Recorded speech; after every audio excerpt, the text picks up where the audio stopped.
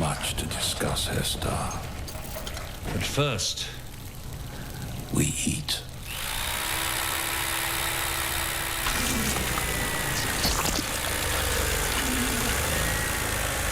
That was disgusting. So gross. Guys, Ryan and Gaj here. We're back breaking down another episode of Preacher. This is episode 6. But before we get started, be sure to hit that subscribe button, as we're going to be breaking down every episode of Preacher this season. We also just started Castle Rock, so be sure to check that out. Before we get started in this episode, remember, there are spoilers ahead, obviously. So go watch episode 6, then come right back here. So the episode opens up with R's face, who is finally back. We know he was in hell when Annville was destroyed, when it was completely blown off the map. And there's a cool shot of him kind of overlooking what was his hometown, and it's completely gone. Right, like he thanks God that he was saved. Like, Right. It was kind of an interesting moment, like looking there and realizing, you know, going to hell is what saved him. Yeah, he had to kind of put all the pieces of the puzzle together and figure out why he went to hell, and it might have been to actually save his life. So by the end of it, he believes that God has a plan for him. He's so optimistic too, which is a nice contrast to the other child at the orphanage as well, Right. who was completely bleak. Totally. So then eventually the Saint of Killers comes by, and he's going to adopt Eugene, which sounds like a horrible thing. You don't think he'll be Father of the Year? No, I think it's gonna be really bad. Yeah. Who are you? This is your new foster parent? Now, previously we had questions about which 2 souls the Saint of Killers was sent to go get. Right. And it obviously sounds like now that Eugene was one of them. Right, and I would obviously think it had to be Hitler as the other one, but Right. who knows if that's a red herring. I think in previews ahead we get to see that they're gonna go after Hitler. I was really questioning why R's face would be the one, despite the fact that he did, escape from hell, so I guess he broke some sort of rules there. Right. But he was never deserving to be in hell in the first place, so it was Jesse that sent him there. Right, he never was there on his own accord. Like, he didn't earn his spot there, so Right. unless there's some other plan they have for him, I'm just not sure if he really is still a target. Basically, I hope they let it slide. I hope they're like, Eugene, you could stay up here. You don't belong down in hell.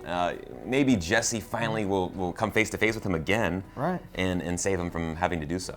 Another fun part of this right here is that the Saint of Killers is not a fan of paperwork, but who really is? Right. And it looks like Eugene and the Saint of Killers will be on a father-son road trip. Again, I find it so hilarious that Eugene is so overly optimistic Yeah. that the dynamic of him and the Saint of Killers, it's just gonna be comedy gold. Saint of Killers does not know how to deal with someone that's so optimistic, right? No, complete opposite.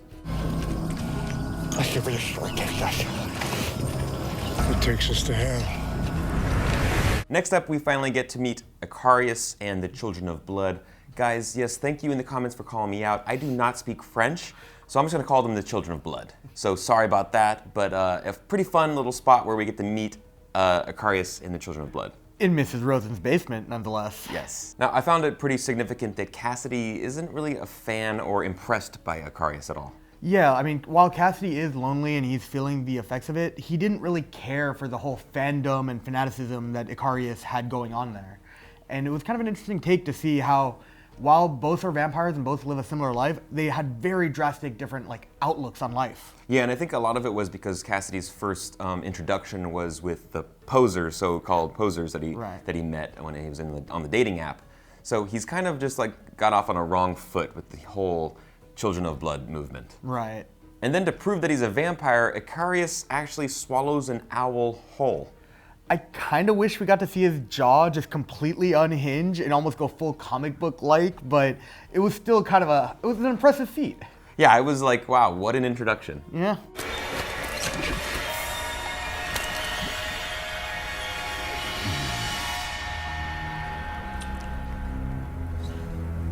See, brother, I'm no poser. So we find out that Eccarius is like some sort of vampire royalty, and that he has specific powers that Cassidy doesn't even have. Right. They do a little bit of bar hopping throughout New Orleans, where Eccarius shows off his power of flight, telepathy, hypnosis, and then shape-shifting. Yeah, into a cat nonetheless. Yeah. But yeah, this was quite different than what he was portrayed in the comics. In the comics, Cassidy was actually the one teaching Eccarius what it meant to be a vampire and how all the stigmas and myths that go with being a vampire weren't true. Like, they can go inside a church, they can eat garlic. The only thing they really had to fear was the sun, and how, beer was better than blood. Right. But it was interesting that here, it was the exact opposite. While Cassidy tried to teach Eccarius, it was Eccarius who was teaching Cassidy what it means to be a vampire. Right, and Cassidy really doesn't seem impressed by any of his powers. Well, I mean, he thinks they're cool, but he's also like, there's better ways to get high, for instance. Right. Like he's not really blown away by the whole idea of being a vampire and drinking blood and turning people that Eccarius is. We find out later that Eccarius is basically getting stronger and stronger and gaining these powers from turning people into vampires. Yeah, it felt very movie-like, like some of the more recent Dracula-like movies we've seen in terms of the powers he'd gain. Yeah. And again, just to differentiate from the comics, he didn't really have these powers in the comics. This is like something completely new to the show, and I think they just really wanted to show off that he really is a vampire that Cassidy's never seen before. Rise, my son. Now, one of the biggest reasons why Cassidy is kind of against Eccarius and this whole movement is because of what happened to his son Dennis when he turned him. Right. I mean, with Dennis, Dennis wasn't exactly a good person. He was kind of a creepy guy. Yeah. And Cassidy turning Dennis into a vampire kind of accentuated all those bad traits. Yeah. Whereas we're seeing with Eccarius, he's very selective about who he picks, at least at first glance. He's seemingly only picking good people, but I don't know. But remember, when we saw Dennis's laptop back in the day in season 2, there was the Children of Blood on the laptop, so he was at least aware of what was going on in certain parts of New Orleans. So who's to say that there isn't shadowy figures inside this organization as well? We are the children of blood. Join us and let your darkest desires drink deep. And yet again, another example of Cassidy and kind of the boundaries that he has. Yes, he's done horrible things in his life, we know that. But he wouldn't use the love spell on Tulip. He doesn't like to turn people. And there's some sort of moral code underneath him. Right, like we even saw that with Dennis. He didn't want to turn Dennis into a vampire. Like, he only did it as a last resort to save his son's life. Yeah. But even then, he contemplated not doing it because he knew it would morally be wrong. And when he almost had the opportunity to turn Tulip into a vampire at the end of season 2, when she was dying, it was only to save her life. It wasn't for any other selfish reasons. Now, probably the most touching moment in this episode was a conversation between Tulip and Cassidy on the phone. Yeah. Cassidy was kind of extremely lonely in a crack house, high off crack, and he received a phone call from Tulip. Yeah, I mean, it was actually kind of heartbreaking. Like, you can still tell how much Cassidy cares for Tulip. Yeah. And it was just so sad to see him trying to hold back his feelings, but just knowing that, as long as Jesse's there, there's nothing going to be between them. And, he explains that, he's been around for 119 years, and there's been thousands of Jesses and Tulips in his life. They don't hang in for people. They move on. They get older, they pass away, they leave his life, but he lives on forever. It's kind of the gift and the curse of being a vampire, right? Yeah, it's a lonely life. Yeah. So do we think that there's anything to Cassidy and Tulip? Is there a relationship at some point? I mean, if the show were to follow the comics, there is a possibility of a storyline like that, wink wink, but the show has already deviated so much from the comics that I'm not entirely sure it will. And by the end of the episode, Cassidy is back at Mrs. Rosen's place. She's making blondie, so good for him. And by the way, he should stop smoking crack regardless, so I'm glad that he's back with Eccarius and the Children of Blood. But it'll be interesting to see kind of how he changes the whole dynamic of that house. Now, back in Angelville, we have Tulip and Gran'ma in dire situation. They are on the brink of death, and they have to find souls for Gran'ma in order for Tulip not to die as well. So they have this whole whole plan in order to get some souls. Right, it sets up a fun little heist scene with, the whole crew getting together to try to steal some souls from Madam Boyd. It's like Ocean's 11, but in the Preacher world. And much crazier. So Jesse's crazy plan involves 3 different aspects. They have to acquire saliva in order to get past the security at the bank. And he has to basically make out with Sabina to get this. I mean, Tulip wasn't too happy about that, but he got the job done. Yeah, Tulip wanted her to spit in his face, but he made out with her instead. Good job, Jesse. Hey, good thing he brought his tongue scraper though, right? Yes, exactly. And then TC is going to distract the police by going into the petting zoo. That might have been my favorite moment in the entire episode. Apparently, he has quite the reputation in this town, and just like he did in the comic books, to be honest. Right. You know he got it on with that goat.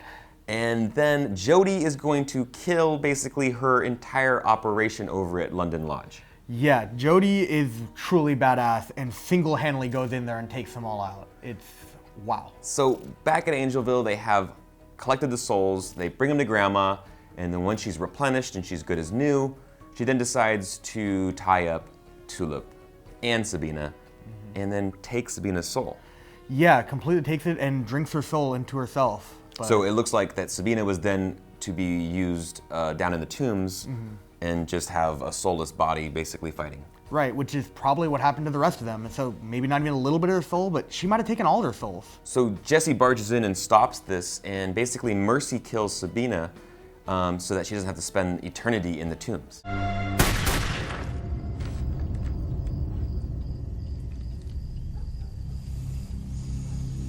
Person ain't nothing without their soul.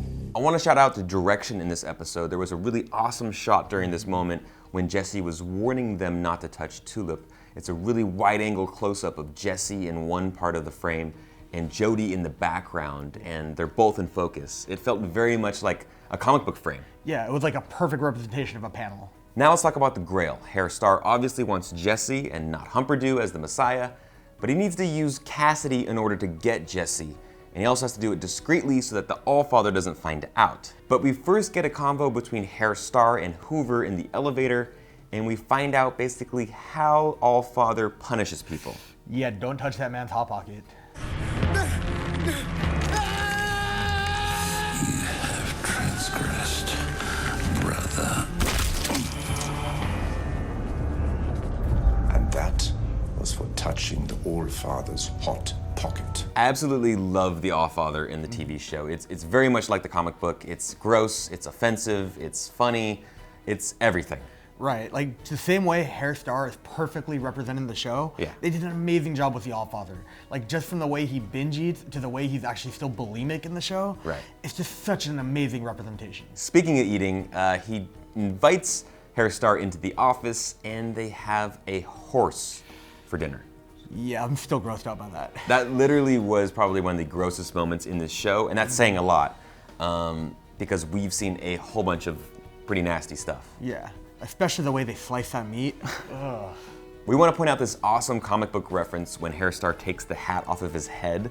That is literally frame for frame what happens in the comic books. Right, like how he got the scar was a little bit different, but the way it looks, like the penis head as they call it, oh my god. Yeah, in the comic books, literally Herr Starr is like hat shopping in order to cover up the scar that makes his head look like a penis. It's hysterical. Oh yeah. Your head looks like a penis, Star. Yes, work injury. So we learn a little bit more about the Grail and their intentions. Herr Starr believed that they would be attacking the financial institutions, but the Allfather has different plans. Yeah, he wants to start a full-on nuclear war and then have the Messiah come in and seemingly save the world. Which was the plan in the comic books. It was the same plan, and it's interesting that they're going to go the same route here too. Which brings us to some questions we have moving forward. Speaking of nuclear war, a specific storyline in the comic books, War in the Sun, deals heavily with an atomic bomb. Right. I mean, it gets kind of crazy and it leads to an all-out war with some of the major characters involved. Yeah. So be curious to see if they start heading that direction as the story progresses. That would be pretty insane to see on TV if that yeah. whole thing plays out in the desert with those guys. Oh, it gets so chaotic. Another question I have here, are Jody and TC a little too soft, the TV version of them? I think Jody is pretty dark. Like, I mean, he was definitely darker in the comic books, but Right. they've shown what a badass he is in the show. Like, even the way he went in and killed off all of Boyd's crew. Yeah. He's not someone to be messed with. Like, he is a very physical, imposing dude that Jesse is even afraid of.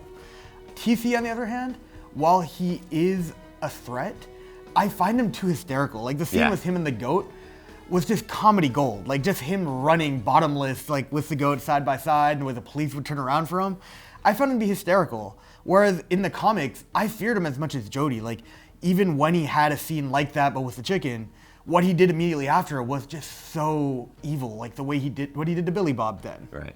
No, I think you're totally right. No TV show could be that dark all the time. they have to like lighten it up with a lot of like comedic performances by these actors. Right. But yeah, Jody definitely is the dark half of these two. Right. And we've seen with his run-ins with Jesse in hand-to-hand combat that he is no one to mess with, that he will do whatever it takes to defeat you. And finally, is Jesse gonna get the word of God back anytime soon? I think he will. Yeah. I don't know how soon, but it kind of feels like they need it now. Like, Herr Starr needs him to have it because the Allfather is so pressing. Jesse needs it to get out of Angelville. But I just don't know when it'll happen. Like, I personally still think it's a little bit too soon. Yeah, it definitely has to happen before the season's end, right? Right. Like, we need to see him get it back, and I think it's the only way, like you said, to get out of the predicament that he's in right now. He needs to get out of Angelville. He needs to get moving along. He needs to save Tulip's life, you know? So I think it's gonna happen soon. Another thing that we brought up before is that Cassidy has that love potion still, I think. Right. You know, if he came back into the mix, if the Grail brought him over to Angelville again, would he use that in order to persuade someone to help Jesse out and help his team out, you know? Yeah, like, could he use it on Gran'ma? Like, could he turn her so that way if she falls in love with him or whoever, they can then control her and give up the spell that they have over them? The good news is, guys, that next episode is probably going to be another fun one and probably pretty gross. Yeah. We also get a shot of Hitler in the preview. He's back and he's working at a Subway knockoff. So that's going to be hysterical. Guys, let us know if we missed anything in the comments below and come back next week for episode 7. See you guys then. See you guys. I want souls. I believe I'm about to secure your leverage. The Zionist world government must be stopped. I don't foresee any problem. We need him alive. Cassidy! This is how we win. With your grandma. Miss Marie, what's a Genesis?